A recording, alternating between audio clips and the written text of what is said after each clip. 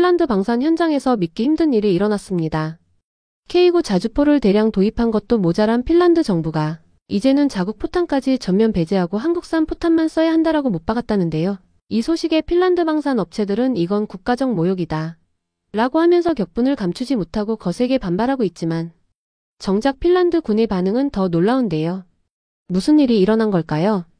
알람 소리에 눈을 뜨고 있었어요. 또 하루가 시작되고 또 분석 보고서를 써야 했죠. 제 이름은 로렌스 해밀턴이고요. 무기와 방위 시스템 전문가입니다. 20년 동안 여러 나라들이 어떻게 무기를 만드는지 연구해 왔어요. 항상 옳은 분석을 내놓는 것으로 제 경력을 쌓아왔죠. 워싱턴 DC에 있는 제 아파트는 깔끔하게 정리되어 있었어요. 마치 제 생각처럼요. 아침 햇살이 블라인드 사이로 들어오고 있었고 저는 커피를 내리고 있었죠. 제 홈 오피스 벽에는 제가 쓴 기사들이 액자에 걸려 있었어요. 대부분의 기사에서 저는 미국과 유럽의 무기가 세계 최고라고 설명해 왔죠. 우리보다 더 좋은 방위 시스템을 만드는 나라는 없어요. 이런 말을 들어줄 사람이면 누구에게나 자주 하고 있었어요. 이런 믿음이 오랫동안 제 일을 이끌어왔죠. 책상에 앉아 노트북을 열고 있었어요. 오늘은 포병 시스템에 관한 보고서를 마무리해야 했거든요. 포병 시스템이란 군대가 멀리 있는 목표물을 타격하는 데 사용하는 큰 대포들이죠. 제 보고서에서는 미국 포병이 다른 나라보다 우수하다고 설명하고 있었어요. 자신감에 차서 빠르게 타이핑하고 있었죠. 그때 전화가 울리면서 일이 중단됐어요. 발신자 표시를 보니 국방부에서 걸려온 전화였어요. 국방부는 미국의 군사를 담당하는 곳이죠. 여보세요, 로렌스 해밀턴입니다. 제가 전화를 받았어요. 로렌스 데이비스 대령입니다. 전화 너머로 목소리가 들려왔어요. 핀란드에서 당신의 전문성이 필요한 상황이 발생했습니다. 저는 자세를 바로 했어요. 핀란드는 북유럽에 있는 나라죠. 어떤 상황인가요? 제가 물었어요. 핀란드가 기존의 견인식 곡사포를 대체하기 위해 K9 썬더라는 한국산 포병 시스템을 대량 구매했습니다. 데이비스 대령이 설명하고 있었어요. 그뿐만이 아닙니다. 자국 탄약보다 품질이 훨씬 좋다고 주장하면서 한국산 탄약도 고집하고 있어요. 핀란드 무기 제조업체들이 이 일로 굉장히 화가 나 있습니다. 저는 눈살을 찌푸렸어요. 이해가 안 됐거든요. 한국산 무기, 유럽산보다 좋다고? 그건 정말 믿기 어려웠어요. 당신이 핀란드에 가서 조사해야 합니다. 대령이 계속 말하고 있었어요. 이게 단지 하나의 특이한 사례인지 아니면 나라들이 방위, 장비를 구매하는 방식에 더 큰 변화가 시작된 것인지 알아내야 합니다. 알겠습니다. 제가 대답했어요. 언제 출발하나요? 내일 아침이요. 비행편과 숙소는 이미 준비해 놓았습니다. 전화를 끊고 의자에 등을 기대고 있었어요. 이 임무는 걱정되지 않았죠. 분명 간단한 설명이 있을 거라고 생각했어요. 아마도 핀란드가 정말 좋은 가격 조건을 얻었을 수도 있겠죠. 한국산 무기는 아마 서방 디자인의 저렴한 복제품일 뿐이라고 생각하고 있었어요. 그날 남은 시간 동안 K9 썬더 포병 시스템에 대해 조사하고 있었어요. 서류상으로는 인상적으로 보였지만 서류는 거짓말을 할 수 있죠. 중요한 건 실제 테스트니까요. 한국산 무기가 실제로 작동하는 모습은 한 번도 본 적이 없었지만 이미 그것에 대한 제 의견은 형성되고 있었어요. 다음날 아침 여행 가방을 싸고 있었어요. 핀란드는 봄에도 춥기 때문에 따뜻한 옷들을 챙겼죠. 노트북, 카메라, 테스트 장비도 챙겼고요. 이런 도구들은 제 보고서를 위한 증거를 수집하는 데 도움이 되니까요. 핀란드의 수도인 헬싱키행 비행기에 탑승하면서 자신감이 넘치고 있었어요. 이 여행은 빠르고 쉬울 거라고 생각했죠. 한국산 무기를 관찰하고 약점을 찾아내고 서방 시스템이 여전히 더 좋다고 설명하는 보고서를 작성할 거라고요. 전문가로서의 제 명성은 안전하게 유지될 거라고 생각하고 있었죠. 비행기가 이륙하고 미국이 구름 아래로 사라지는 것을 바라보고 있었어요. 그때는 몰랐죠. 이 여행이 제가 무기와 방위 시스템에 대해 알고 있다고 생각했던 모든 것에 도전이 될 거라는 것을요. 앞으로의 여정은 제 전문성뿐만 아니라 세상을 실제 모습 그대로 볼 수 있는 능력, 즉 제가 보고 싶은 대로가 아니라 있는 그대로 볼 수 있는 능력을 시험하게 될 거였어요. 비행기가 대서양을 가로지르는 동안 저는 눈을 감고 쉬고 있었어요. 핀란드가 기다리고 있었고 그곳에서 제가 믿는 모든 것에 대한 도전이 시작될 거였죠. 비행기가 헬싱키 공항에 살짝 흔들리며 착륙하고 있었어요. 밖으로 나서자마자 차가운 공기가 제 얼굴을 때리고 있었죠. 봄인데도 워싱턴 DC보다 훨씬 추웠어요. 하늘은 맑은 파란색이었지만 바람이 잿깃을 뚫고 들어오고 있었어요. 출구 근처에서 은발의 키 큰 남자가 제 이름이 적힌 팻말을 들고 기다리고 있었어요. 핀란드 국방부의 알렉산더 퀸인 것 같았죠. 눈가에 깊은 주름이 있는 진지한 얼굴을 하고 있었어요. 자세는 자로 잰 듯 꼿꼿했고 옷차림도 완벽하게 단정했죠. 해밀턴 씨, 그가 약간의 억양이 있는 목소리로 말하며 제 손을 단단히 잡고 있었어요. 핀란드에 오신 것을 환영합니다. 비행은 편안하셨나요? 저는 고개를 끄덕이고 그를 따라 밖에서 기다리고 있던 검은색 차로 향했어요. 공항에서 나오는 길에 도로 양쪽으로 키 큰 소나무 숲이 보이고 있었어요. 핀란드는 제가 생각했던 것보다 훨씬 더 푸르렀죠. 알렉산더가 설명하길 핀란드는 러시아와 매우 긴 국경선을 공유하고 있다고 했어요.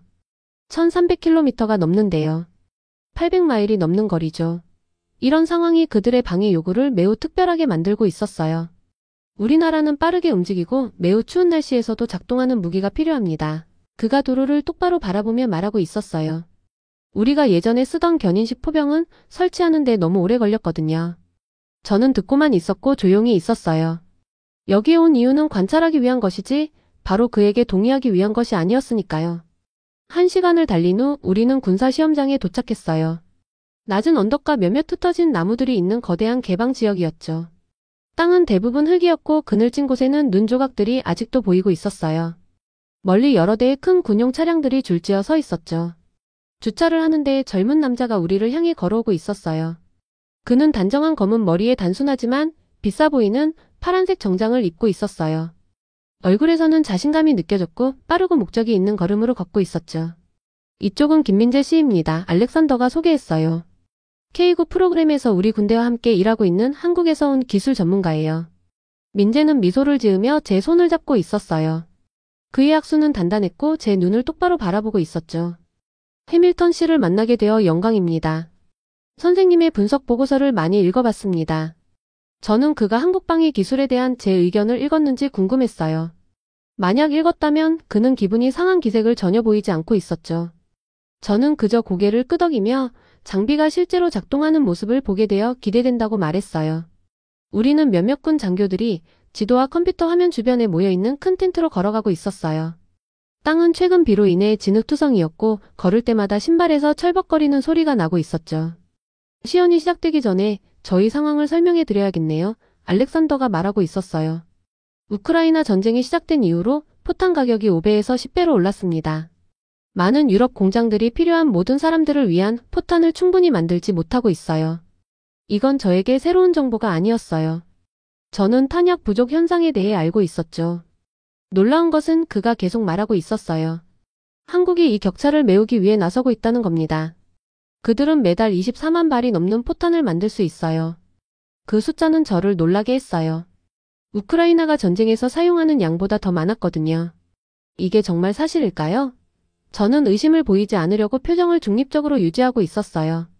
우리는 포병 시연을 안전하게 볼 수 있는 관람대에 도착했어요. 멀리서 그것이 보였죠. K9 썬더였어요. 하늘을 향해 긴 총열을 겨누고 있는 거대한 녹색 차량이었어요. 마치 움직일 준비가 된 금속 괴물처럼 그곳에 강력하게 자리 잡고 있었죠. 먼저 기동성 테스트부터 시작하겠습니다. 민재가 설명하고 있었어요. 그 다음 사격 시연으로 넘어갈 예정이에요. 저는 노트북과 카메라를 꺼내고 있었어요. 이것이 제가 온 이유였죠. 이 한국산 무기들을 제 눈으로 직접 보기 위해서요. 저는 여전히 문제점을 발견할 거라고 확신하고 있었어요. 서방 무기들은 수십 년 동안 최고였으니까요. 어떻게 한국이 갑자기 더 나아질 수 있을까요? 하지만 거대한 포병 차량이 깊은 엔진 소리를 내며 시동을 거는 모습을 보고 있자니 작은 의심의 씨앗이 제 마음에 들어오고 있었어요. 제가 틀린 건 아닐까? 방위 세계에서 일들이 제가 깨달은 것보다 더 많이 변하고 있는 건 아닐까요? 시연이 막 시작되려고 하고 있었고 수년 만에 처음으로 저는 제가 배우게 될 것에 대해 불확실함을 느끼고 있었어요. K9 썬더가 요동치며 살아나자 제 발밑 땅이 쿵쿵 울리고 있었어요. 이 녀석은 정말 컸어요. 학교 버스보다 더 크고 두꺼운 녹색 금속으로 덮여 있었죠. 엔진에서 나는 깊은 소리가 제 가슴에서도 느껴지고 있었어요. 저는 발견할 수 있는 모든 결함을 기록하기 위해 노트북을 꽉 쥐고 있었죠. 먼저 기동성 테스트를 보여드리겠습니다. 민재가 설명하고 있었어요. 그가 무전기에 대고 말하자 거대한 차량이 움직이기 시작했어요. 저는 이 장비가 느리고 둔할 거라고 예상하고 있었어요. 큰 무기들은 보통 그렇거든요. 하지만 K9은 빠르게 속도를 올리며 저를 놀라게 했어요. 울퉁불퉁한 시험장을 가로질러 질주하고 있었는데 이렇게 무거운 것 치고는 생각보다 훨씬 빠르게 움직이고 있었어요. 장애물 주변을 날카롭게 돌 때마다 궤도에서 진흙이 튀고 있었죠. 알렉산더가 제 반응을 지켜보며 제 옆에 서 있었어요. K9은 시속 67km까지 낼 수 있습니다. 그가 말했어요. 그건 도시 교통에서 대부분의 자동차보다 더 빠른 속도죠. 저는 이것을 적었지만 아무 말도 하지 않았어요. 속도는 좋지만 그게 다는 아니니까요. 다음으로 승무원들이 얼마나 빨리 멈추고 포를 설치하고 발사 준비를 할 수 있는지 시연하고 있었어요. 예전에는 큰 포병 장비를 준비하는데 오랜 시간이 걸렸죠. 하지만 K9 승무원들은 몇 초 만에 준비를 마쳤어요. 그들은 차량에서 내리지도 않았어요. 모든 것이 내부에서 조종되고 있었죠. 우리가 예전에 쓰던 견인식 포병은 준비하는데 4배나 더 오래 걸렸습니다. 알렉산더가 저에게 말하고 있었어요. 실제 전투에서는 그 시간 차이가 많은 생명을 구할 수 있어요. 저는 여전히 메모를 하며 고개를 끄덕였어요. 인상적이었지만 아직 그걸 인정할 준비가 되어 있지 않았죠. 이제 진짜 시험이 시작됐어요. 발사 시연이었죠. 우리는 큰 소음으로부터 귀를 보호하기 위해 특수 헤드폰을 착용하고 있었어요.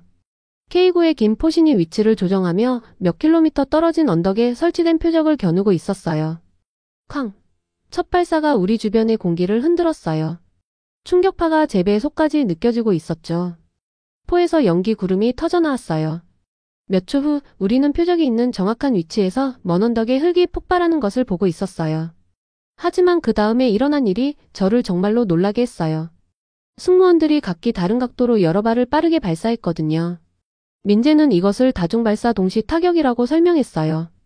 이는 포탄들이 몇 초 간격으로 발사되었지만 모두 정확히 같은 시간에 표적을 타격한다는 의미였죠. 틀림없이 제가 쌍안경으로 표적 지역을 볼 때 모든 폭발이 동시에 일어나는 것을 보고 있었어요. 이렇게 하면 적들이 포탄 사이에 대피할 시간이 전혀 없겠더라고요. 이제 K307 관측 포탄을 시연하겠습니다. 민재가 말했어요. 이건 제가 전에 본 적 없는 거였어요. 포에서 특수 포탄이 발사되어 공중에서 열리고 있었어요. 작은 장치가 낙하산에 매달려 내려오면서 표적 지역에 실시간 영상을 보내고 있었죠. 근처 화면에서 우리는 위에서 본 표적이 정확히 어떻게 생겼는지 볼 수 있었어요. 이 정보를 가지고 다음 발사는 완벽한 정확도로 맞았어요. 한 발이 표적 지역의 절반 이상을 날려버렸죠. 저는 노트북에 미친 듯이 적고 있었어요. 이건 제가 예상한 게 아니었어요. 이것들은 서방 무기의 단순한 복제품이 아니었어요. 이런 기능 중 일부는 제가 전에 본 적 없는 것들이었죠. 발사 시연 후 우리는 표적을 검사하러 갔어요. 정확도가 인상적이었어요. 거의 모든 포탄이 정확히 목표한 곳에 착탄했죠. 저는 충격 지역을 돌아다니며 사진을 찍고 측정을 하고 있었어요. 우리 군인들이 직접 이것을 선택했습니다. 우리가 피해를 조사하는 동안 알렉산더가 조용히 말하고 있었어요. 우리는 그들에게 여러 나라의 다양한 탄약 옵션을 제공했어요. 그들은 더 싸서가 아니라 더 잘 작동했기 때문에 한국산 포탄을 선택했죠. 저는 전 세계적인 탄약 부족 상황에 대해 생각하고 있었어요. 만약 한국이 정말로 매달 24만 발의 포탄을 만들 수 있고 품질이 이렇게 좋다면 그건 상황을 바꾸는 일이죠. 지금 전 세계가 탄약을 필요로 하고 있고 전통적인 공급업체들은 따라갈 수 없으니까요. 해가 시험장 위로 지기 시작하면서 나무와 차량에서 긴 그림자가 드리우고 있었어요. 저는 제 메모를 검토하고 있었죠. 저는 제가 이미 믿고 있던 것, 서방 무기가 우수하다는 것을 확인하기 위해 핀란드에 왔어요. 그런데 대신 제 예상과 맞지 않는 것들을 보고 있었죠. K9 썬더는 이제 조용히 서 있었어요. 오늘 할 일은 끝났죠. 이제 저에게는 그저 큰 포가 아니라 더 많은 것을 대표하고 있었어요. 제가 알고 있다고 생각했던 모든 것에 대한 도전이었죠. 저는 노트북을 닫고 민재를 바라봤어요. 탄약 생산 시설을 보고 싶습니다. 제가 말했어요. 도착한 이후 처음으로 요청한 거였죠. 민재는 살짝 미소 지으며 고개를 끄덕였어요. 물론입니다, 해밀턴 씨. 우리는 숨길 것이 없습니다. 우리가 차로 돌아가는 동안 바람이 세지고 있었어요. 내일은 더 많은 시험, 더 많은 데이터, 그리고 제가 오랫동안 가지고 있던 믿음에 대한 더 많은 도전이 있을 거예요. 수년 만에 처음으로 저는 제 보고서에 어떤 결론이 담길지 확신하지 못하고 있었어요. 다음날 아침 우리는 K9 썬더의 탄약을 만드는 한국 회사인 동성방산을 방문하기 위해 작은 비행기에 탑승하고 있었어요. 어제 시연을 본 후로 저는 답변보다 질문이 더 많아졌죠. 제 머릿속에서는 그 포탄들의 정확도, 시스템의 속도, 그리고 위에서 표적을 볼 수 있는 그 영리한 관측 포탄이 계속 맴돌고 있었어요. 우리 비행기는 공장 근처 작은 공항에 착륙했어요. 시설은 제가 예상했던 것보다 훨씬 컸어요. 높은 울타리와 보안 검문소로 둘러싸인 여러 개의 큰 건물들이 넓은 지역에 펼쳐져 있었죠. 경비원들이 우리를 게이트로 들여보내기 전에 서류를 꼼꼼히 확인하고 있었어요. 주건물 안으로 들어서자 금속과 화학물질의 날카로운 냄새가 저를 강타했어요. 가장 놀라웠던 건 소음이었어요. 생각보다 훨씬 조용했거든요. 구식 공장의 시끄러운 쨍그랑 소리와 두드리는 소리 대신 정밀하게 작동하는 기계들의 꾸준한 웅웅거림이 들리고 있었죠. 민재가 생산구역이 내려다 보이는 창문이 있는 긴 복도를 통해 우리를 안내하고 있었어요. 제가 본 것에 저는 걸음을 멈췄어요. 로봇들이었어요. 수십 개의 로봇들이 완벽한 정밀도로 움직이며 거의 사람의 도움 없이 포탄을 만들고 있었어요. 깨끗한 흰색 유니폼을 입은 작업자들은 대부분 컴퓨터 화면을 보며 모든 것이 순조롭게 돌아가는지 확인하고 있었죠. 이 생산 라인에서는 12초마다 155포탄 하나를 만들 수 있습니다. 민재가 생산 구역 중 하나를 가리키며 설명하고 있었어요. 하루 24시간 일주일 내내 말이죠. 저는 머릿속으로 계산을 하고 있었어요. 그건 정말 많은 포탄이었어요. 그들이 매달 24만 발을 생산할 수 있다는 게 당연했죠. 전에 미국과 유럽의 탄약 공장을 방문한 적이 있지만 이 정도 수준의 자동화는 없었어요. 우리는 완성된 포탄을 테스트하는 다른 구역으로 이동했어요. 각 포탄은 여러 번의 품질 검사를 거치고 있었죠. 컴퓨터가 인간의 눈으로는 놓칠 수 있는 아주 작은 결함까지 스캔하고 있었어요. 장거리 탄약을 볼 수 있을까요? 제가 물었어요. 이것은 일반 포탄보다 훨씬 더 멀리 날아갈 수 있는 유형이었죠. 민재가 고개를 끄덕이며 우리를 특별 구역으로 안내했어요. 여기서는 최대 60km까지 날아갈 수 있는 포탄을 만들고 있었어요. 표준 나토 탄약보다 훨씬 더 멀리 가는 거였죠. 한 작업자가 각 포탄의 균형과 무게를 어떻게 테스트하는지 보여주고 있었어요. 아주 작은 차이라도 그런 먼 거리에서는 포탄이 목표물을 놓칠 수 있으니까요. 우리는 2008년에 이것들을 개발하기 시작했습니다. 민재가 말했어요. 처음에는 아무도 우리 작업에 큰 관심을 기울이지 않았죠. 지금은 우크라이나 전쟁으로 수요가 많이 생겨서 많은 나라들이 우리에게 관심을 돌리고 있습니다. 저는 이것이 무엇을 의미하는지 생각하고 있었어요. 수십 년 동안 미국과 유럽 국가들이 첨단 무기의 주요 공급국이었어요. 우리는 항상 우리 기술이 최고라고 믿어왔죠. 하지만 그게 변하고 있다면 어떨까요? 한국이 단지 우리 디자인의 저렴한 복제품을 만드는 게 아니라 일부 영역에서 실제로 더 나은 것을 만들고 있다면요? 공장 견학 후 우리는 품질을 확인하기 위해 샘플 포탄을 발사하는 시험장을 방문했어요. 저는 그들이 K307 관측 포탄을 다시 시연하는 것을 지켜보고 있었어요. 포탄 안에 있는 작은 카메라가 표적 지역에 선명한 사진을 보내고 있었죠. 이 기술은 군인들이 조준하는 것을 정확히 맞추는 데 도움을 주어 필요한 포탄 수를 줄이고 엉뚱한 표적을 맞출 위험을 낮추고 있었어요. 오후 늦게가 되자 제 노트북은 관찰 내용과 데이터로 가득 차 있었어요. 수십 장의 사진도 찍었죠. 그날 저녁 호텔방에서 저는 모든 것을 침대 위에 펼쳐놓고 제가 본 것들을 이해하려고 노력하고 있었어요. 저는 알렉산더에게 전화해서 저녁 식사 자리를 요청했어요. 우리는 호텔 근처 호수가 내려다 보이는 조용한 레스토랑을 찾았죠. 해가 지고 있었고 하늘은 주황색과 분홍색 빛깔로 물들어 있었어요. 이 평화로운 장면은 우리가 검토해온 강력한 무기들과는 너무나 달랐죠. 고민이 있어 보이네요. 우리가 자리에 앉자 알렉산더가 말했어요. 저는 실제로 보지도 않고 메뉴를 응시하고 있었어요. 저는 제가 이미 믿고 있던 것을 확인하려고 여기 왔어요. 제가 인정했어요. 서방방위 시스템이 다른 모든 것보다 우수하다는 걸요. 하지만 이 이틀 동안 제가 본 것은 그 견해에 맞지 않네요. 알렉산더가 천천히 고개를 끄덕였어요. 때로는 전문가로서 가장 어려운 부분이 상황이 변했다는 것을 인정하는 거죠. 그날 밤 저는 잠을 이루지 못했어요. 제가 본 모든 것들이 계속 떠오르고 있었거든요. 빠르게 움직이는 K9 썬더. 그 믿을 수 없이 정확한 사격. 놀라운 속도로 포탄을 생산하는 로봇으로 가득 찬 공장. 이것들은 제가 예상했던 이류 복제품이 아니었어요. 저는 일어나 창가에 앉아 조용한 핀란드의 밤을 바라보고 있었어요. 달빛이 호수에 반사되어 어두운 물 위에 은빛길을 만들고 있었죠. 20년 동안 보고서를 쓰면서 누가 최고의 무기를 만드는지에 대한 특정 믿음으로 제 명성을 쌓아왔어요. 그리고 지금 그 믿음들은 파도에 맞은 모래성처럼 무너져 내리고 있었어요. 저는 노트북을 꺼내 새 보고서를 작성하기 시작했어요. 이번에는 제가 보기를 기대했던 것이 아니라 실제로 본 것을 쓰고 있었죠. 생각보다 어려웠어요. 각 문장은 제가 틀렸다는 것을 인정하는 것 같은 느낌이었거든요. 하지만 진정한 전문가로서 저는 예상치 못한 곳으로 인도하더라도 사실을 따라야 했어요. 새벽에 첫 빛이 지평선에 나타날 때 저는 마침내 제 진짜 도전을 이해했어요. 이건 이 무기들을 판단하는 것이 아니었어요. 증거가 그것을 요구할 때 제 마음을 바꿀 만큼 정직한 것에 관한 것이었죠. 비행기가 워싱턴 DC로 돌아가는 동안 꾸준히 웅웅거리고 있었어요. 창문을 통해 보니 솜털 같은 하얀 구름들이 우리 아래로 지나가고 있었죠. 트레이 테이블 위에는 노트북이 열려 있었고 최종 보고서가 거의 완성되어 있었어요. 화면에 있는 글들은 일주일 전에 저라면 충격을 받았을 내용이었죠. 저는 이렇게 타이핑하고 있었어요. 한국은 세계방위 시장에서 핵심 공급자로 부상했습니다. 그들은 단순한 제조 능력뿐만 아니라 때로는 전통적인 서방 시스템을 능가하는 기술 혁신을 제공하고 있습니다. 이런 말들이 제 입에서 나오니 이상한 느낌이었어요. 20년 동안 저는 모든 사람들에게 미국과 유럽의 무기가 항상 최고라고 말해왔거든요. 그런데 지금은 완전히 다른 내용을 쓰고 있었죠.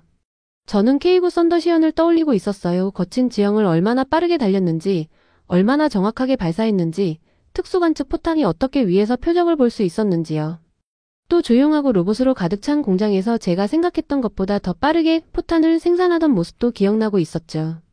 받아들이기 어렵더라도 진실은 분명했어요. 세계방위 시장이 변하고 있었어요. 한국은 단지 서방 디자인의 값싼 복제품을 만드는 게 아니었어요. 어떤 면에서는 더 나은 것을 만들고 있었죠. 비행 중에 보고서를 마무리했어요. 각 단락마다 제가 경력 동안 쌓아온 믿음의 벽에서 벽돌 하나를 내려놓는 것 같은 느낌이었어요. 쉽지는 않았지만 증거가 가리키는 대로 따르는 것이 옳게 느껴지고 있었죠. 2주 후 저는 국방부의 큰 회의실에 서 있었어요. 벽에는 지도와 차트가 걸려 있었죠. 긴 테이블 주변에는 제 조사 결과를 듣기 위해 기다리는 12명의 진지한 표정의 관계자들이 앉아 있었어요. 저를 임무에 보냈던 데이비스 대령이 테이블 맨 앞자리에 앉아 있었죠. 모두 와주셔서 감사합니다. 제가 시작했어요. 심장은 빠르게 뛰고 있었지만 제 목소리는 안정적으로 들리고 있었죠. 저는 핀란드의 한국산 포병 시스템과 탄약 채택을 조사하기 위해 파견되었습니다. 제가 발견한 것은 여러분을 놀라게 할 수도 있습니다. 저도 확실히 놀랐으니까요. 저는 발표의 첫 번째 슬라이드로 넘겼어요. 핀란드 시연 중인 K9 썬더의 모습이 보이고 있었죠. 수십 년 동안 우리는 서방방위 시스템이 다른 모든 것보다 우수하다고 믿어왔습니다. 이 믿음은 우리의 전략, 예산, 그리고 동맹국들에 대한 조언을 형성해 왔습니다. 하지만 제가 핀란드에서 수집한 증거는 이 견해가 더 이상 정확하지 않다는 것을 시사하고 있습니다. 몇몇 관계자들이 의자에서 불편하게 움직이고 있었어요. 한 남자는 얼굴을 찌푸리며 팔짱을 끼고 있었죠. 저는 그들의 반응을 이해하고 있었어요. 처음 한국 시스템이 작동하는 것을 봤을 때 저도 똑같은 느낌이었으니까요. 저는 발표를 계속하며 탄약 생산, 정확도 테스트, 기술 혁신에 대한 데이터를 보여주고 있었어요. 우크라이나 전쟁이 서방의 생산 능력의 약점을 드러냈고 동시에 한국의 강점을 부각시켰다고 설명했죠. K9 썬더는 더 빠르게 움직이고 더 빨리 설치할 수 있으며 일부 시나리오에서는 비슷한 서방 시스템보다 더 정확하게 표적을 맞출 수 있습니다. 한국 탄약 공장은 매달 24만 발의 포탄을 생산할 수 있습니다. 이는 우리의 현재 능력보다 훨씬 많은 양이죠. 이건 맞을 수 없습니다. 한 관계자가 끼어들었어요. 한국 기술은 항상 1위였잖아요. 저는 그의 불신을 이해하며 고개를 끄덕였어요. 저도 그렇게 생각했습니다. 하지만 직접 눈으로 보고 테스트하고 측정했습니다. 데이터는 거짓말을 하지 않아요. 저는 마지막 슬라이드로 넘겼어요. 세계 지도에 한국에서 여러 나라로 방위 장비가 흐르는 것을 나타내는 화살표가 표시되어 있었죠. 세계 방위 시장 구조가 변하고 있습니다. 핀란드 같은 나라들은 단지 더 싸기 때문에 한국 시스템을 선택하는 게 아닙니다. 그들의 특정 요구에 맞게 이 시스템들이 더 잘 작동하기 때문에 선택하고 있는 거죠. 회의실이 조용해졌어요. 관계자들이 이 예상치 못한 정보를 생각하고 처리하는 소리가 거의 들리는 것 같았어요. 데이비스 대령이 앞으로 몸을 기울이며 진지한 표정을 짓고 있었죠. 이게 미국 방위 전략에 어떤 의미가 있나요? 그가 물었어요. 저는 깊게 숨을 들이쉬었어요. 우리가 가정을 재평가해야 한다는 뜻입니다. 세계는 우리의 인식보다 더 빠르게 변하고 있어요. 한국이 방위 기술 리더로 떠오른 것은 일시적인 현상이 아닙니다. 이것은 우리가 적응해야 할 새로운 현실이에요.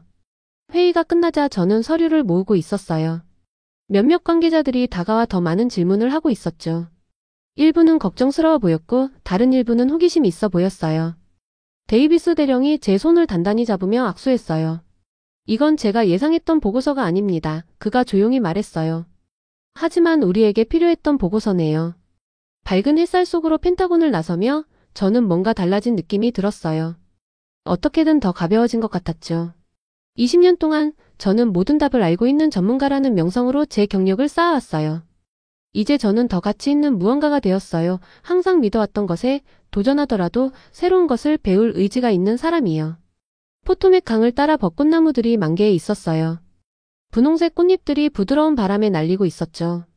봄은 변화와 새로운 시작의 계절이에요. 아름다운 나무들을 바라보며 저는 핀란드로의 여정이 단지 무기를 분석하는 것만이 아니었다는 걸 깨달았어요.